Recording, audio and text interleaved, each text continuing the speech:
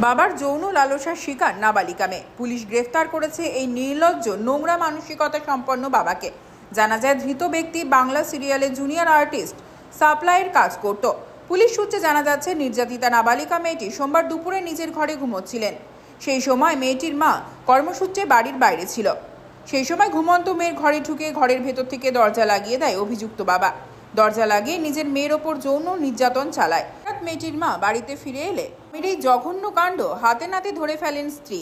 রাতেই নরেন্দ্রপুর থানায় লিখিত অভিযোগ দায়ের করেন মেয়েটির মা নিজের স্বামীর বিরুদ্ধে। নরেন্দ্রপুর থানার পুলিশ রাতেই অভিযুক্ত বাবাকে গ্রেফতার করেছে। বাবাকে মঙ্গলবার বারুইপুর আদালতে তোলা হয়েছে।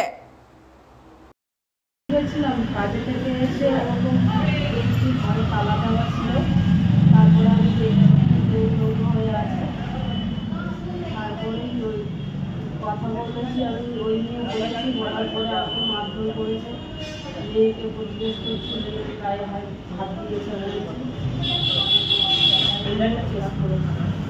এখন কি চাইছো? চাইছি যে সাজা হোক, আর আমাদের উপরে প্রচুর অত্যাচার করে, আরও বিয়ে করেছে, তাদের বাচ্চা আছে। আমরা জিজ্ঞেস করলে আমাদেরকে অস্বীকার করে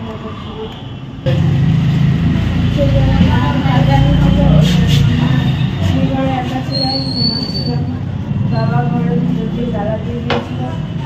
আমি যখন ঘুমাচ্ছিলাম তখন আমার গায়ে হাত দিয়েছিল, ঘুম হয়ে গেছে। আমি কিছু বলতে যাবো, কিছু করতে যাবো, ওই সময় মা চলে এসেছিল। মা দরজা খুলতে বলছিল, বাবা খুলছিল না, বাবা আন্দোলন অবস্থায় ছিল।